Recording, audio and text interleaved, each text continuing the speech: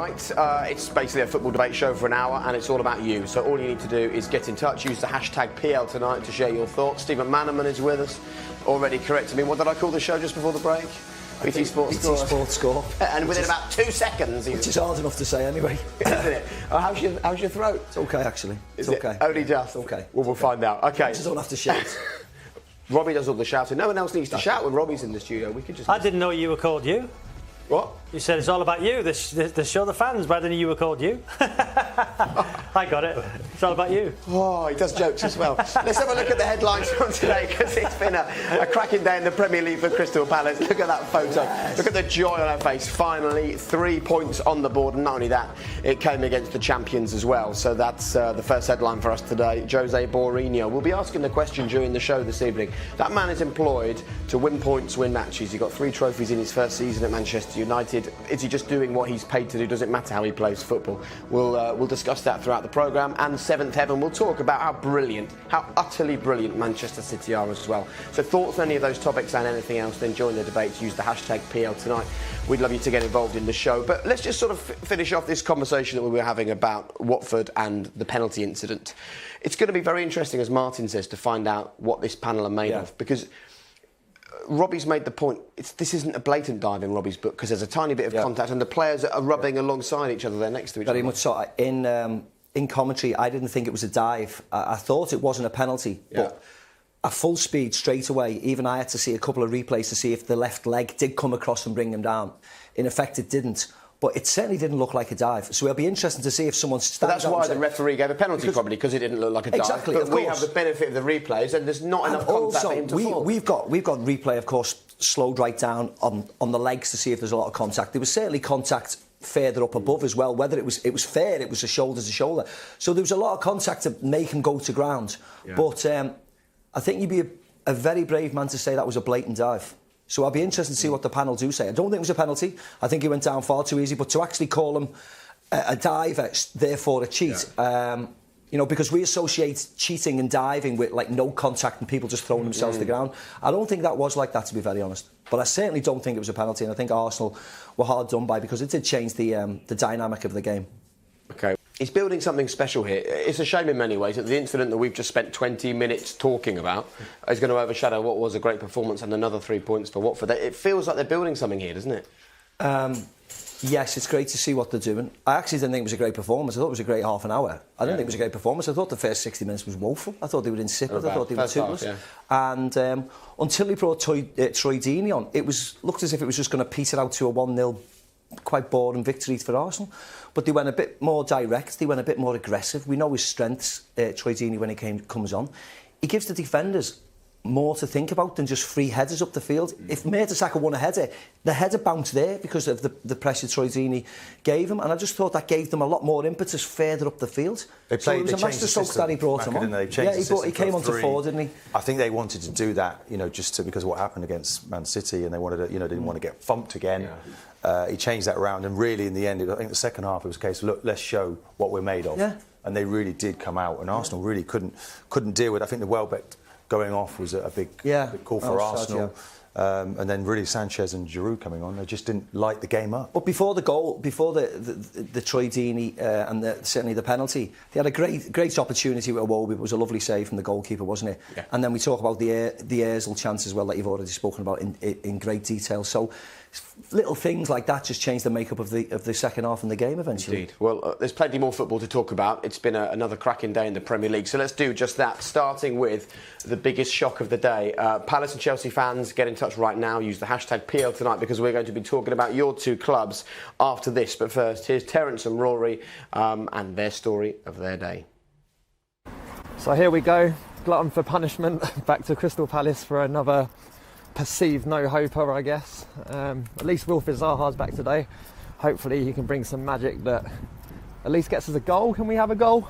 This is the very definition of a must-win fixture.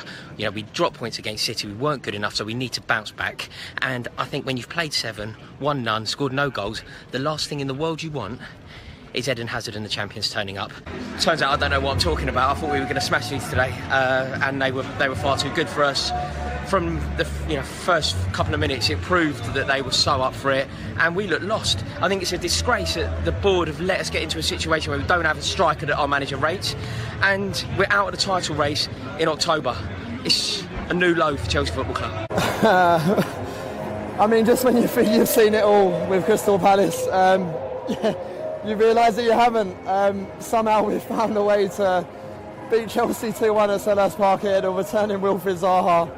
Brilliant performances from Andros Townsend and James McArthur. I don't even know what else to say, just that I'm going out on the town now, guys. That is what football is about, isn't it? The Chelsea fan, I've been in a situation where I've made a prediction and at the end of the game I don't know what I'm talking about. That was brilliant there, but you said about Chelsea with a striker. Tammy Abraham was on loan at Swansea. He's got 2 goals today. And listen, at the start of the season, you'd have said, will Tammy Abrahams be in the Chelsea team? No. Obviously, Morata's been brilliant for him, didn't play today. But can you believe football, eh? Oh. Seven that raw games, emotion at the end. I mean, this is an interesting tweet that we saw from Doc Brown. And he says, many non-Palace fans may not realise it, but losing 7 games with no goals and then beating the champions is the most Crystal Palace-y thing ever. And it is ridiculous. Like Robbie says, how do you explain that to anyone? Well, I think sorry, Matt, I was just saying about Zaha. How long have they been waiting for him? He came back as if he hadn't been away. Yeah. That spark, Townsend played an awful lot better today. We saw clips of it during the afternoon. And then Roy Hodgson, everybody coming for him saying, well, look, should he be sacked now? Because we're in 8 games.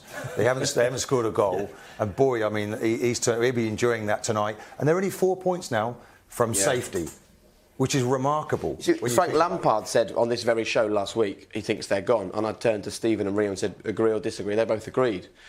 Suddenly, when you look at the fact they've beaten Chelsea and they're only 4 points from safety, it feels so different all of a sudden. Oh, they've had a terrible run of games, haven't they? But the performances have been really bad. But, today is why we love it so much, isn't it? Before the game, Chelsea banker away win. But of course, when you go to an away grounds across London, it's always going to be difficult. Every away game is always hard. We know the atmosphere at Palace is always electric. It's always bouncing. Zaha was back and was excellent. Townsend was back and they caused Chelsea infinite problems. And then throw the fact that Chelsea are really short up front. Really short up front is a huge problem for the champions. Sat on the bench. You look at Conte now. He suddenly last year couldn't get anything wrong. Yeah. Now I think these little subtle changes when people aren't, the first team players aren't available, he's not getting it right. So you know what? Now when people say like Manchester United have played nobody yet, with the exception today, Liverpool, they only played so many teams. Every game in the Premier League is difficult, and today proves that. And when you're missing a couple of players, Morata, Kante, and things like that. You would never think Chelsea. You would never ever have thought that Chelsea have left themselves short. I'm absolutely amazed that a couple of injuries in, and they look like a ghost side of they were last year. They were big and strong and powerful last year. They're not. Where's Chelsea's title defence now? They're 9 points by Man City. Is it over? I mean, I would say it's over. Yeah. Well, already after 8 games. I didn't fancy them to win the league anyway. Such is the excellence. Come the end of the transfer window, so it's not surprising me now. They're so excellent, City now. And we talk about being ruthless on a football pitch. Yeah. But before the beginning of the season, or certainly at the end of the transfer window, would you say, hand on heart, that Chelsea were your favourites to win the league? I don't think anybody chose them. So that's what we all thought about it. Why did they let Matic go? Well, Costa, of course, were out. But they're weaker this year than they were, very obviously weaker. Yeah, obviously weaker, during the transfer. It's interesting. It's not about how Chelsea do, is it? It's like you don't see Manchester City dropping those 9 points over Chelsea. It just feels too much. Didn't City win the first 10 games of the season last year? Yep. So let's see. Competition, first 5 games. Chelsea can't lose any more games if they only lost 3, I think, last year in their championship victory at the champion, didn't they? So they've lost 3 already this year. So I mean that can't, shows you instantly what they're fighting against, and then throw in the fact that they're going to have to travel in the Champions League as well. Makes it doubly as hard. We've got some great social media actually coming into us. Colin Williams says incredible performance from Palace, extreme lows and highs, but that's what this club is all about. Katie_CPFC, there are no words to describe that. The pride and passion was back and the atmosphere was unbelievable. Dan's had a good day. He says, I've got a nipper on the way. Boy or girl, Wilfried Zaha Cooper has a definite ring to it, don't you think? So there you go, that's the decision. Poor child who gets a little girl called Wilfried, but it was a good result. There was a moment last week after they lost the game where people started talking about the Derby team that you played in and are they going to have this points and break their record. But were there moments like this in that season after you joined Derby where you sort of felt actually we've had a result and we're gonna kick on? We never got a result. Never happened. I didn't win one game when I went there from January onwards. But when you look at that Crystal Palace side, you look at Benteke. I know he's injured. Zaha. Yeah. You look at Townsend. You look at Kabay. You look at these type of players. Our Derby side, we had no match winners. We had no energy. We were. I'm not going to swear, we were shocking. Absolutely shocking. You can even see in training. You got me worried for a second. You can even see in training, it was just all the energy, enthusiasm had been taken out of the lads. But you see that Crystal Palace team, you think, well, he could score a goal. Absolutely, I agree, yeah. I think that we must look at Roy, and this is just there's a start, perhaps, of turning it round. I mean, he was in a situation at Fulham where they were 2-0 down against Man City. He somehow come back to win 3-2 and stayed up many years ago. He's been there before. Yeah. And all he doesn't look at the results. He just works with his team, with the ball, without the ball, and the improvement comes. If you work hard, the players don't concentrate. They don't look at the results and the fixtures, and they start getting the calculators out, see how many points they can get. Just work towards the weekend. And that has been a great... I think you have to realise as well, you know, they brought a few players in late, certainly Saka. I know he was on loan here last year, but he came in late in the transfer window. You know, there's only been a month, and we've had the international break as well. So they'll get better now, and hopefully this is the catalyst to move forward. Very good. OK, I think I spy someone in the back of the studio. Hello, Troy Deeney. How you doing, mate? You all right? Very well. Come and say hello. We're going to take a quick break, and then Troy is going to be in the hot seat. Steve, do you mind being subbed for Troy Deeney? Is that a problem? I made a man of the match. He was OK. Congratulations. How was it out there today? Enjoyed that? Wonderful, Troy. Welcome. A bit snug in here, isn't It is a bit snug in here, yeah. Join us after the break. We're going to get Troy Deeney in Steve's chair, and we'll be talking. Actually, you work quite well there. That's fine. You're a bit tall for the studio. Join us in a couple of seconds. Any questions for Troy? Message of congratulations after today's result. Get them in now, and we'll speak to Troy in a second on Premier League Tonight. Welcome back to this evening's Premier League Tonight after Watford's win over Arsenal here at Vicarage Road. Get in touch with the show right now. Use the hashtag PLTonight, particularly if you've got questions or messages for Troy Deeney. How are you feeling? And that was a nice little 30-minute cameo, wasn't it? Yeah, not something I want to get used to, though. No. I want to be playing. But no, the gaffer made his decision. He tried to expose Mertesacker with Andre's pace, and then he put me on towards the end and let the big battering ram do his job, and did all right for a change. So yeah, I just want to be back in the gym tomorrow, get ready for a big week, trying to prove that I can start next week. Yeah, tell us how tricky it is when you're the leader at a football club, and you have been the leader here for a number of seasons. It's clear today how much they love you. How difficult is it when you are not leading on the pitch? You know what, you have to put your selfishness to one side, because I'm the leader because I don't let my own ego get bigger than the team. So we just spoke off air about certain players for Arsenal that I think could do with that, because I don't think I'm better or I deserve a place just because I've been here for X amount of years. You still got to earn it. And there's a transfer window every 6 months, so I should have to prove myself every 6 months, otherwise I'll be out. So the club's moving forward, I can't stand still, and that's what I want to do. There's a big debate about the penalty today, Troy, and I said, if I was on in a Watford shirt today, if I was a midfield and I see my centre forward who went up front at the time to play alongside you was going into the box at pace and there was a minimal contact, I'm saying to him as a midfield player, go down. We've had a lot of decisions this season that have gone where we should have gone down and he hasn't.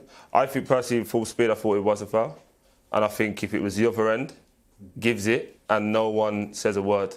No one says, well, we've had 2 against Man City that we should have had in the first half, weren't given. No one says anything because it's little old Watford against the big boys. But if it's the other way around and we were winning, and let's just say Man City or Arsenal in this case, end up losing the game, I've heard Wenger's already started blaming that's the reason they lost. Well, I'm not going to be one to tell Mr Wenger about himself, but there's a reason they lost, and it wasn't because of one penalty. What do you think it was? I have to watch what I say on leave, but having a bit of cojones, I think the word is. Having a bit of nuts. I think you can get away with that. Having a bit of nuts. Just having a bit of... Whenever I play Arsenal, and this is just personal, whenever I play against Arsenal, I'll go up and I think, let me whack the first one, and let's see who wants it. And I come on today, jumped up with Mertesacker. I didn't even have to jump, actually. Nod it down, the crowd gets up, we've got someone who can win it, and they all just backed off. So for me as a player, I just go, happy days, because that's my strength. So if you're going to let me do my strength against you, you're going to have a tough afternoon. Well, I hope you must hate to hear that, though. I hope the Arsenal players are listening, because I tell you, if I my my blood would be boiling if I was hearing that. Because the one thing I have to guarantee is that I'm up for a battle and I'm going to be confrontational. And I have to. You've got to repel that kind of attitude from opposition, because that's what happens. And that's how Watford got back into this game today. And that was a given for the team that I played in. And if it's missing from the current group, Wenger has to seriously examine that. And you wonder whether that's ever really been replaced, that element of the game. Because you look at the types of the Vieiras and people very physically strong, and it's okay. Have they gone too technical? Was watching Barcelona on a Sunday night with his dinner on his lap, was that the pinnacle for him, and it went too technical because Arsenal have gone away. I thought that the start 11 was quite a strong 11, but when Welbeck went off, they lost some of that industry. I just think personally there's an element of that's the equaliser for me. Personally, I know I'm not technically gifted like they are. I'm not as quick. But if you want to fight with me, I'm going to beat you all day. So if you want to come into my world and do that, you can do that. But you've got to be at a level that your excellence of keeping the ball, being faster, getting in right positions are all 10 out of 10s. Because my equaliser is I'm big, I'm strong, I do all the ugly stuff you don't want to do, and I'm going to make it horrible for you. And in the end, that won out because Arsenal didn't pass the ball well enough. They didn't create enough. And they had the chances to finish the game off, but didn't have the quality. Or the ruthlessness. I heard you say that before I came in. I think you touched on Man City, but I don't think there's many teams, the top teams, the elite teams, that would have the chance that Ozil had and be so naive and just nonchalant with it. You mean nonchalant with his reaction to missing it? No, with the finish. Yeah. You've got. I'm an old school Arsenal. I love watching Arsenal. My son's an Arsenal fan. So Wrighty don't miss those. No. Yeah. Thierry don't miss those. Even Petit, Vieira, Merce, they go through. They're ruthless. It's not a lack of talent, so what is it? It's ruthless because I think this is what it starts from behind them.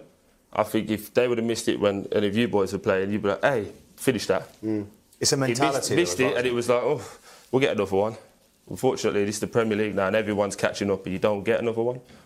I think Martin's right with Bellerin.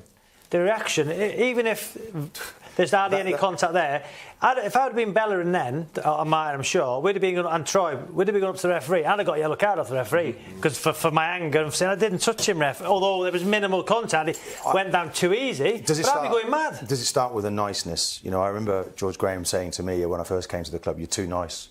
I know we don't want people to get around referees, but."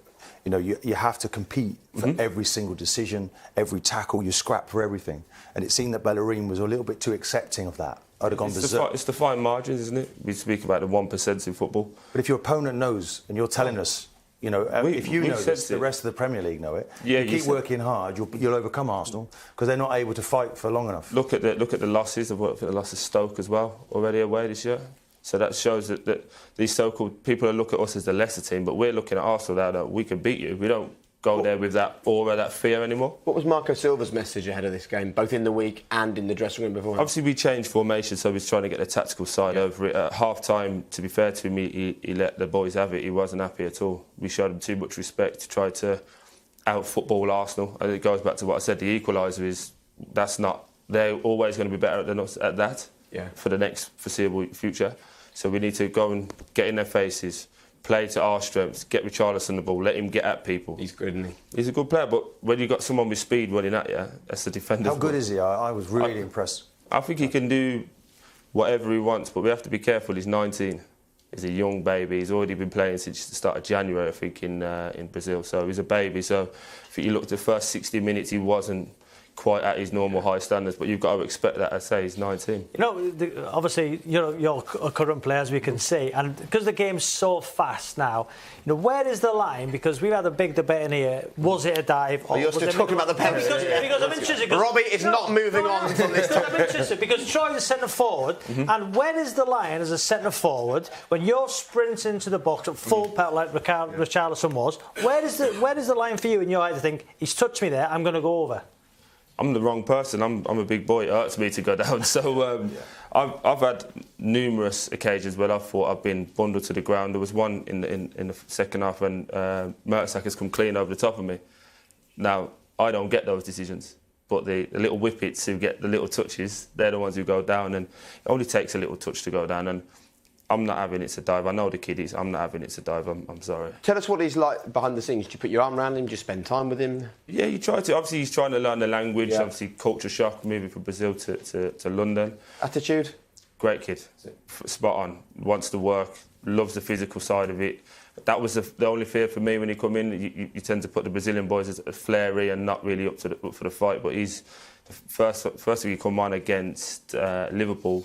He went in 50-50 with Henderson and then jumped up for a header with Lovren. I thought he'll do for me straight away. And he's just. Well, he went down here, didn't he? We thought he dislocated his wrist early in the game, and we thought that might affect him, but he's back up and back. I think there was a goal against Bournemouth as well early in the season. Yeah, he gets across the front post. Yeah, throws himself. The problem will be trying to keep hold of him because the way that he moves, you wouldn't want to talk about that, but the way he moves are like he reminded me of an Anelka.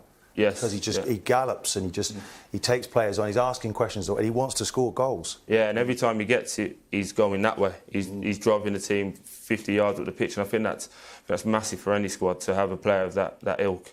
You look at Crystal Palace; they've got Wilf Sahara who can do that, and it's massive when they come back into the team. Yeah. We should do it with that, or you might have him sold before you know it. There's loads of questions coming in for you. Ben Trant, thanks for all your messages. Says, is Troy Deeney the most well-spoken player I've ever seen? Loving Premier League tonight. Curtis Hobart, an honest Premier League player. I love that.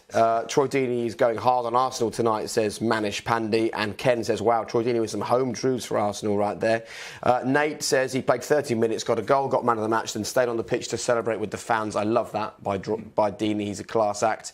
A question here from Matt. What are Watford's targets for this season? How far can they go? And Ryan, at the same time, not that they want to put pressure on you, can Watford finish top 6? They're asking this season. Yeah, already. Have you discussed it? No, we don't discuss it. I'm not the cliche person who says we look at each game and do that. But that's what, at this moment of the season, that's what we're trying to do. We're trying to target that.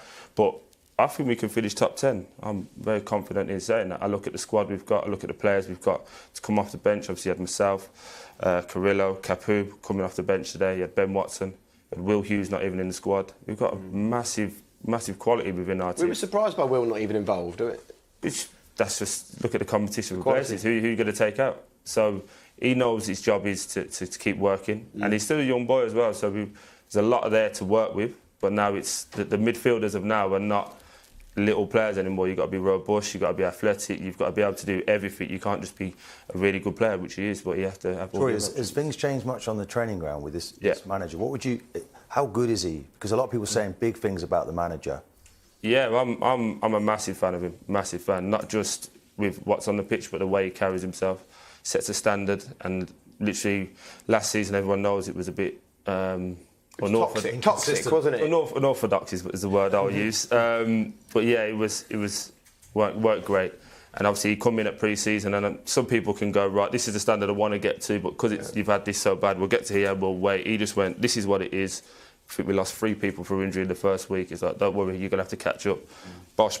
Everyone gets to this level. Few people got left behind, and the squad. You've had 7 managers in 3 years. I'm about to say 2 years, isn't it? Something like 3 years. So you want that stability. You need that stability now.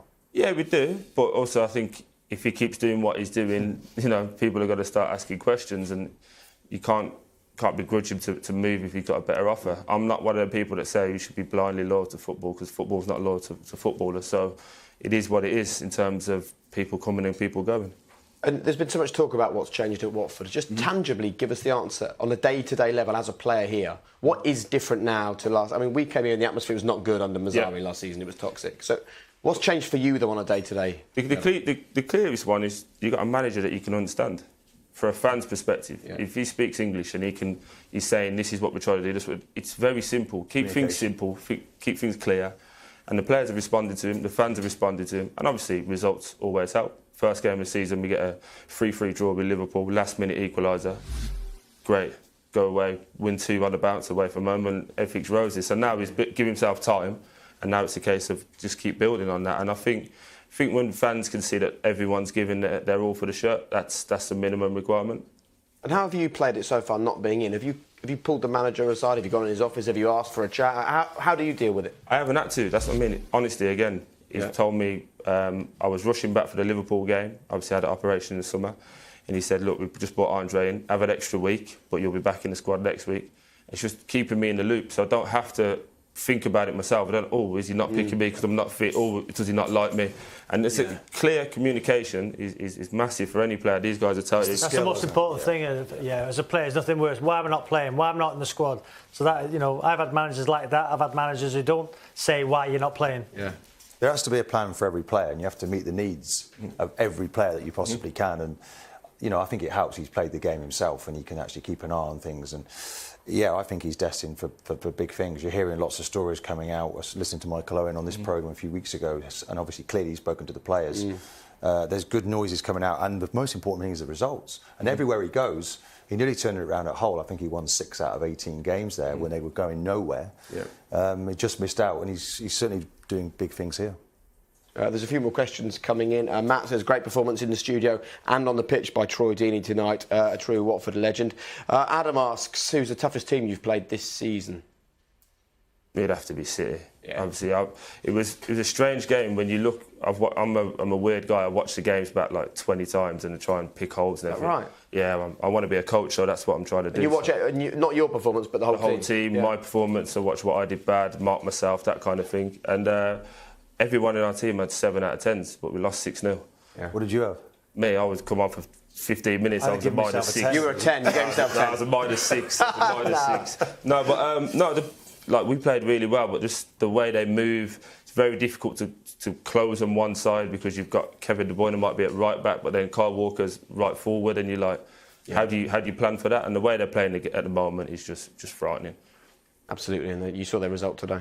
Yeah, 7-2 in the end, was it? Yeah. Right, before we go, this show is all about the fans. We've got a quick message that came in from Watford fan Andy. Andy, all yours? I can't speak! How do you sum that up? Tom Cleverley in the 90s, something, whatever minute, I don't care. Watford are in the Champions League places, come on, you want it! He's not getting carried away. Not getting carried away. And I don't blame you for staying out there as long as possible. It was lovely. You gave your shirt to a kid at the end there, and we saw a lovely shot of him jumping up and down with his dad. You were the last to leave the pitch tonight. And there's a feeling here that something's going on. It's these late goals. They're just. Yeah, but to be fair, I'm not giving myself any credit. I do that when we lose as well. I think it's massive. I'm from a normal working class background, so it's expensive to come and watch games. So even if you lose, the least you can do is thank you for coming. And if you give someone a shirt, it makes their year, their night, whatever it might be. So we've lost 6-0 to Man City, and I'm out there. There's been other nights when we've lost, when we should have won, and everyone's giving me grief, but I still stay out there. You've got to be able to take it. Good man. And what was your boy a ball boy or a mascot? No, mascot. Yeah, it's going to be a long weekend. He's an Arsenal fan, so he's. Yeah, you already know. You just know. I've got a text off him off his iPad already. What's he said? I hate you. So, yeah. So it's one of them. He's out of order. Yeah. So when Arsenal beat us here last year, he was bragging all weekend how great Giroud is and how bad his dad is, and then so this time it's my turn. Love that. Your son goes to school to brag how bad his dad is. Oh, he's my worst critic, honestly. Is he? Yeah, he's the worst. Not today. You're going to go and tell him that Dad changed the game. Yeah, pretty sure he'll give me a bit of grief, but it's all good fun. I say I'm just from a normal family and try and raise my. I think Troy, the way your sort of slower rise to the top helps you appreciate it all the more, doesn't it? Yeah, definitely. Obviously, everyone knows my backstory as well. I've had it taken away from me like that as well for being stupid. So, yeah, there's a fine balance now. Obviously, I've just enjoy it. Like, life's too short. Like, I'm 29 now. Family are taken care of. My nan doesn't have to work. My mum sends me a text. My mum's here today, which is quite nice. She don't normally come to football. So yeah, I'm just happy. Keep enjoying it. Yeah, when I don't enjoy it, that's when I hang my boots up. It's brilliant. Look, thanks so much for coming up and joining us. I know when you've been out there today, played as well as you have, you do want to go and celebrate and whatever. So we appreciate you taking the time and for your honesty as well. It was great. We ask our viewers for a 3-word match report. We're going to ask for them in a minute. Can you give us yours for Watford today? Word. Yeah. Nervous, brilliant, exciting. There you go. Nervous, brilliant and exciting. 3 points in the bag. And you're in the Champions League places. No. Ever the realist, Troy. Appreciate it. Good luck turning your kid into a Watford fan. And listen, anytime, you're welcome on the show. It was Thank you. really interesting. Really appreciate your time, guys. Thank you very much. Top man. Troy Deeney, man of the match, everyone. Well done, Troy. Keep your thoughts coming in, 3-word match reports, and we'll be back straight after the break when Steve McManaman returns to the fray. Disappointing for everyone, I know. See you in a second. Welcome back to Premier League Tonight. Just an hour of football conversation, debate and your opinions every Saturday night. Loads of people talking about Troy Deeney. He was brilliant, wasn't he? Very good, yeah. He's a sort, you just look at him and think he would make a great coach or a great manager. Don't you? Great pundit. Honesty. And a great pundit as well. We need one of them. Thomas says, great. We need a few. Great honesty from Troy Deeney on BT Sport. Nice to hear a Premier League footballer speak like that. Troy Deeney's a top man. Loved your spot on BT Sport tonight. Says Mancunian 56. Jay Naylor. Good on you, Troy. Speaking lots of sense. You sound like a really down-to-earth fella. Steve Owen. Fantastic listening to Troy on Premier League Tonight. Speaks well. Carries himself brilliantly. And Yazzie T on Twitter. Really enjoyed Troy Deeney and his honesty. I wish more players would speak this genuinely. I think we would all echo that. Very quick, few three-word match reports. Pot and Hornet says Deeney must start. He's making a good case for it. Lee Thomas, Troy Deeney class. Liz Williams, season starts today. Who's she a fan of? Crystal Palace. Crystal Palace. Of course she's a fan of Crystal Palace. Right, let's move on then and talk about the day's early game. It wasn't the most exciting of Liverpool-Manchester United matches, but this was quite an interesting quote from Jurgen Klopp at full time. He said, Manchester United came here for a point and got it. You could not play this way at Liverpool, but it's OK for Manchester United. What do you make of that? Well, I think it's true. I don't think it's OK for Manchester United under Sir Alex Ferguson to have done that every year, all the time. I think they showed a lot more. I get the fact that you go to Anfield and you make sure you don't concede and you make sure you don't lose the game, but I wanted to see a little bit more going forwards. It was the same last year, it's the same this year. I think, and I've said it before on numerous occasions, I think there's a number of clubs around the world who have to play the style of football that that they're accustomed to. And I think Manchester United, because of their history and because of their stature in world football, and I go along with Liverpool and Barcelona and Real Madrid and the Bayern Munich, they have to play, for me, in my opinion, entertaining football. And I was not impressed at all by them. They got a point and he'll be lauded for that, and I've got no problem with that. But do I enjoy it? No, of course I don't. I enjoy watching it. I would question, just with Macca there, he has to play winning football for me. And I think they could have won the game there today if he'd have played with Rashford and been more direct in the way that they play. They've been brilliant, Manchester United. But on came the handbrake, as we saw when he was the manager of Chelsea. I'm in charge of this group, not you. We'll play the way that I want you to play. And I just felt they missed an opportunity today to go to Anfield and say, do you know what, we're going to be champions. And put down a marker, yeah. And Man because City, we've been talking about how great they've been, and they come across a rival, a team that, I mean, I know Liverpool are not in the top 6, but a team that finished in the top 4 last year. This was their marker this year. City done it to Liverpool at the Etihad, winning 5. They've met a rival, and they just went, boom, we're shutting up shop today. And I was just disappointed, that's all it was. You let the team off the leash, really. He could have done. And they could have surprised themselves how good they were. And you come away from Anfield, we're going to be champions. And City, what they're doing is excellence every week. And you've got to match it. It could be that that's the weekend they've lost the Premier League. Because you've got to have more goals than City, you've got to win more games than them, and that is that the stakes are really high. These two teams, believe you me, they're running away with the Premier League. And he just decided to have a weekend where he just sat on it. And he really should. If he'd have gone for it, then I think with Lukaku particularly, the one player who's made a huge swing, look what he's done to the team he's left and what he's done for the team he's gone to. And he wasn't really, he was isolated for large parts of this game. I know you're keen to join this conversation and make your point. Let's just very quickly hear from Jose Mourinho, because he had a right of reply. When I brought Lingard and Rashford, was waiting for him to give him more space to counter. But he didn't give me. He didn't give me. So I know that probably you think we were defensive and they were offensive. Well, you are at home and you don't move anything. I don't know. I was waiting for that. He didn't. I think he did well, honestly. I think he did well. So that's where Jose Mourinho lays the blame. This is a tweet from Oliver Kay, who writes for The Times. Totally understood Mourinho playing for 0-0 at Anfield last October when Man U were in a rut and Liverpool were flying. It's harder to understand with situations reversed. That's exactly what you guys have said. Why didn't he go for it? And the other tweet was from Dominic King. In 2 visits to Anfield as Man United manager, Jose Mourinho's side have had 2 shots on target in 180 minutes. Zlatan last year, Lukaku this year. Dominic's a Daily Mail journalist. There's in 51 games between these two sides, there's been 3 0-0s. they are the last 2 games at Anfield. So it's clearly a plan from Jose Mourinho. What do you think of Steve's opinion? Well, it's not the way you play football. You know, I don't think Mourinho's got to explain himself to anybody what he's achieved. They've scored 21 goals in 9 games. Yeah. Liverpool unbeaten at home this season in the league. Battered Arsenal 4-0. Battered Arsenal. Only conceded 1 goal, that was against Burnley. You know, he can't win. He goes there, he gets a point. Anfield, by the way, we're talking about Anfield. OK, they were missing, I believe, their best player, Mane. They can't defend. Jurgen Klopp attacks teams, and they concede goals because they can't defend. He gets hammered. So that guy there, he hasn't got to explain himself to anybody. He knows more about football than I'll ever do. He knows how to set teams up better than I ever do. It's winning football. He wouldn't. Don't get me wrong. I couldn't care less. He got a point today, and that's fine. Man United are second in the league. They're far ahead of Liverpool. I've got no problem with him going and getting a point. I couldn't care less what he does. But would I be impressed watching it? The answer is no. When I've seen, unfortunately for Manchester United and that man there, he's got the great teams of the 90s and the 2000s who just went and demolished teams and went away from home to Chelsea's and the Cities and the Arsenals and fought and won games. But he's being more pragmatic now, and I've got no problem with that. But are they going to win the league playing like that? When they down tools and just defend against the top 5 or 6? Well, I certainly don't think so. I think he's got to go for it at every opportunity because City are that good. And I just would have loved to have seen those 2 teams today going toe-to-toe. A proper game of football. Instead, you know, this game was billed into be this huge match and it never really happened. And that's a disappointment for the Premier League. And it's there.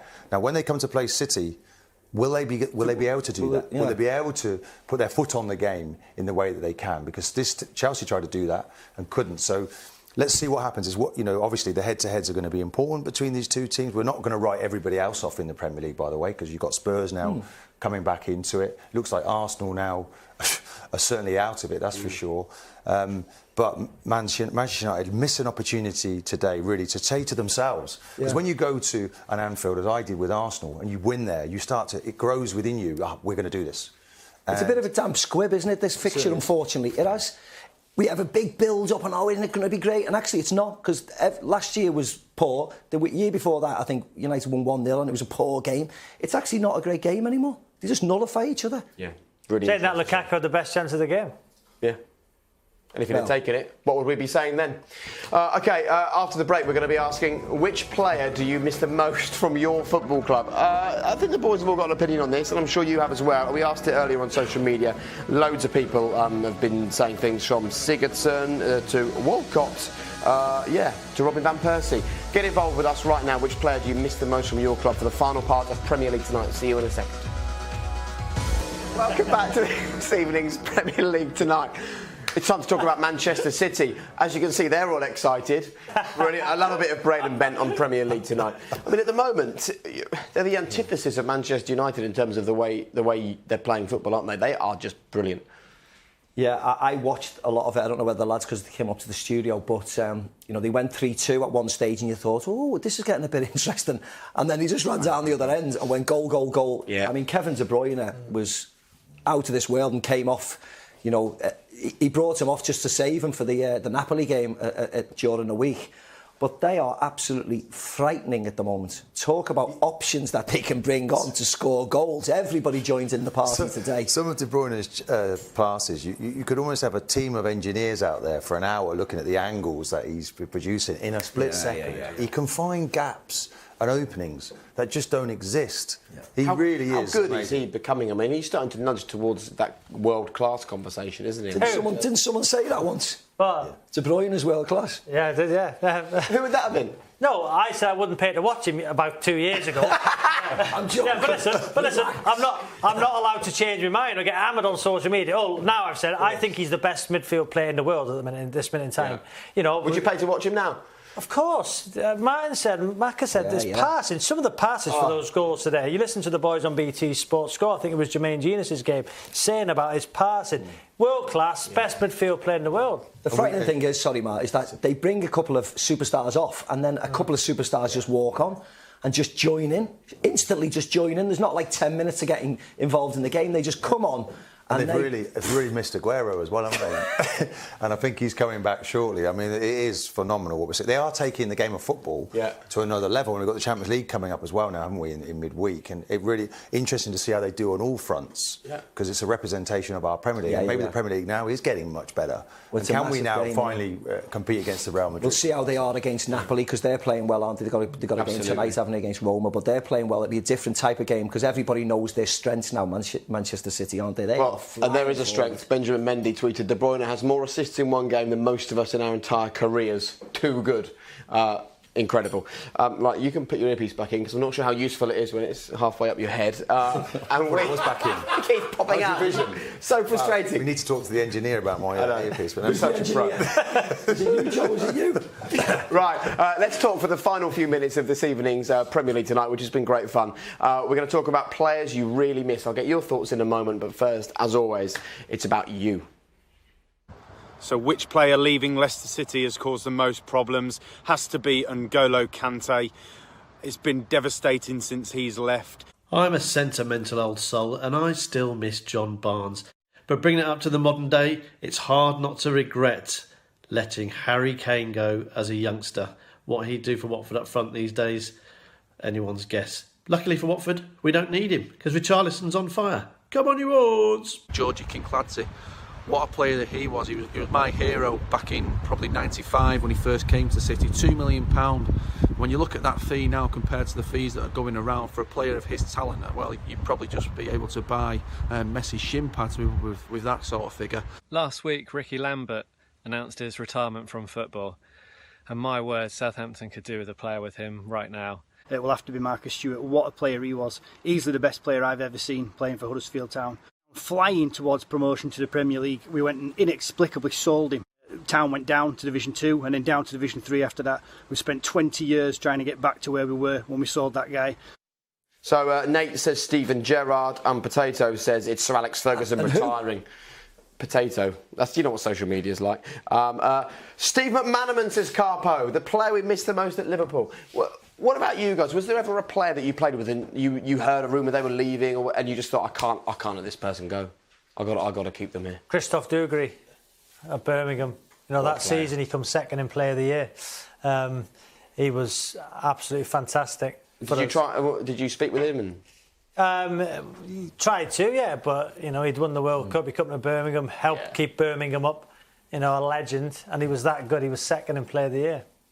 For me, it was Ian Wright, because I'd come back to the Arsenal in 93, 94 and been a part of such great successes. Yeah. And it was kind of at the end of an era in a way, and it was breaking up, and he scored all those goals.